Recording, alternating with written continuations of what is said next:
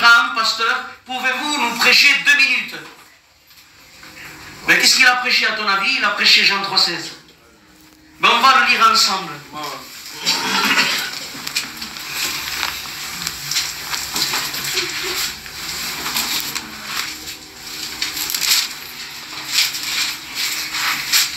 Jean 3,16. Car Dieu a tant aimé le monde qu'il a donné son Fils unique, afin que quiconque croise en lui ne périsse pas, mais qu'il ait la vie éternelle. Que Dieu soit glorifié. Que Dieu soit béni. Comme je disais, Jean 3,16, c'est le message d'évangélisation par excellence. Jean 3,16, pour moi, c'est le cœur de Dieu ouvert. C'est l'intérieur du cœur de Dieu. Jean 3,16, c'est le plan que Dieu a fait de toute éternité. Jean 3,16 révèle le désir de Dieu. Et quand on prêche Jean 3,16, quand on prêche l'amour de Dieu, eh bien nous on va le prêcher et c'est normal. Jean 3,16, on le prêchera aux drogués, on le prêchera aux alcooliques, on va le prêcher aux dépressifs, on va le prêcher aux suicidaires. Jean 3,16, on le prêchera aux prisonniers. Jean 3,16, on le prêchera aux trafiquants de drogue, parce que c'est le texte qui révèle l'amour de Dieu. Mais quand on lit un texte, il faut regarder ce qui se dit, mais aussi à qui c'est dit. Jésus, Jean 3,16, il ne le prêche pas à un brigand, il ne le prêche pas à un voleur, à un menteur, à un tueur, à un tricheur. Il prêche Jean 3,16 à un homme qui jeûne 2 fois par semaine.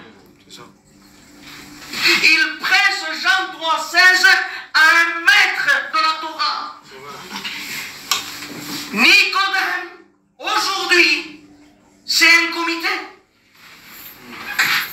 La place de Nicodème dans le Sanhédrin représente un comité aujourd'hui. Et un comité, tu n'y prêches pas l'amour de Dieu, un message d'exhortation, rester sur la parole, je ne sais pas moi, tu lui prêches une exhortation, mais Jésus le voit, et Jésus lui prêche Jean 3,16. Lui il arrive avec sa belle robe blanche, avec sa connaissance biblique, et il dit, nous savons. Déjà c'est pas bien quand tu t'approches de Jésus en disant je sais. C'est vrai.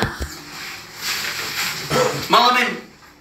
Quand tu arrives et que tu dis je sais, nous c'est un docteur, mais c'est pas docteur dans le sens de guérison. Il dit docteur dans le sens d'enseignant.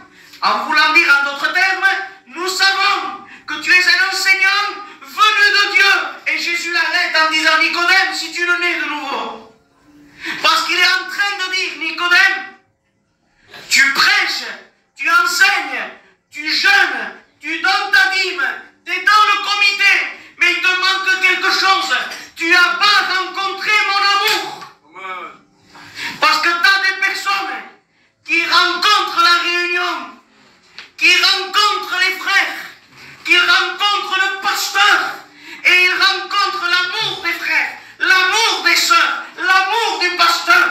Mais dès que le pasteur, ou un frère, ou une sœur, leur fait quelque chose, ils partent parce qu'ils diront il m'a déçu et il m'a fait le mal. Parce qu'ils ont rencontré l'amour de l'Église, mais pas l'amour du Dieu de l'Église. Parce que moi je te dis comme quand on rencontre l'amour de Dieu, quand on nous fait du mal, on peut pardonner.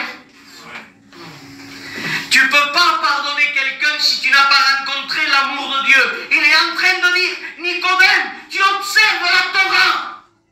C'est ce que c'est la Torah. Torah en hébreu veut dire comment ça marche. Il est en train de dire, tu sais comment ça marche. Tu sais qu'il faut mettre le foulard. Tu le sais qu'il faut avoir la Bible. Tu le sais qu'il faut le poisson derrière la voiture. Tu le sais qu'à l'église on met la cravate. Tu le sais qu'il faut faire comme ça. Tu connais le système de la réunion, mais pas le Dieu de la réunion. Si tu le nais de nouveau, tu ne rentres pas. Il est en train de dire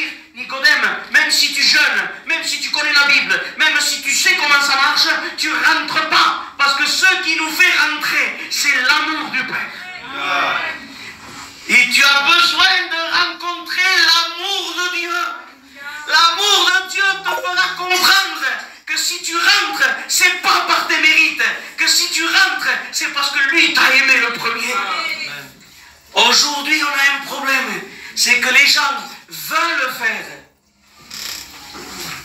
Bon, on fait. Je jeûne. Je prie. Je vais. Je donne. Mais tu pourras faire, donner, prier ce que tu veux. On ne gagnera pas le ciel par nos propres mérites. Je te fais une annonce.